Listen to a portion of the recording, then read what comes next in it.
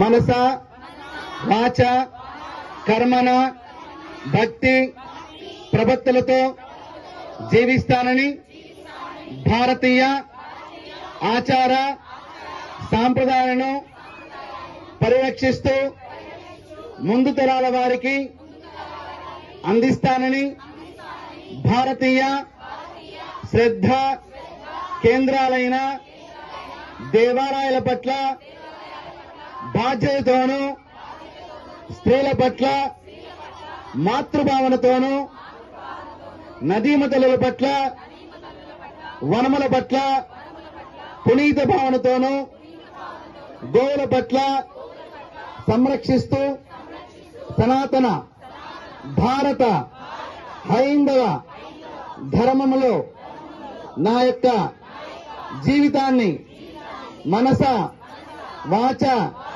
కర్మన ముందుకు సాగుతానని ధర్మప్రతిజ్ఞ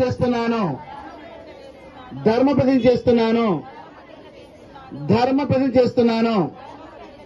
భారత్ మాతాకు సనాతన ధర్మకి వేద భూమికి తపో భూమికి సిద్ధ భూమికి యోగ భూమికి కర్మ భూమికి ధ్యాన భూమికి సత్య భూమికి ధర్మ భూమికి గో మాతాకి గాయత్రి మాతాకి గంగా మాతాకి జై శ్రీరామ్, జై శ్రీరామ్, జై శ్రీరామ్. హర హర మహాదేవ. రెండు చేతులు ఎత్తాల. హర హర మహాదేవ. హర హర హర హర హర హర. ఏడుకొండలవాడ వెంకటరమణ గోవింద.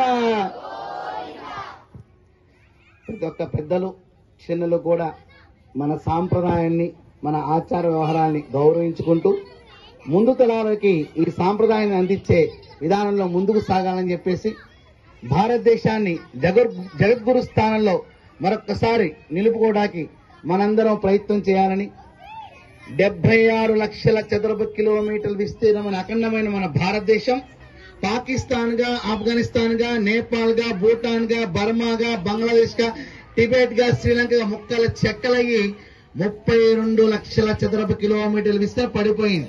సగానికి పైన భూమిని కోల్పోయి ఉన్నాం. ఇక ఒక అంగుళం భూమి కూడా వదులుకునే అవకాశాన్ని ఇవ్వకుండా అఖండ భారతదేశమే మన యొక్క శక్తి యుక్తి అంటూ ముందుకు సాగాలని ఓం తత్సత్తు.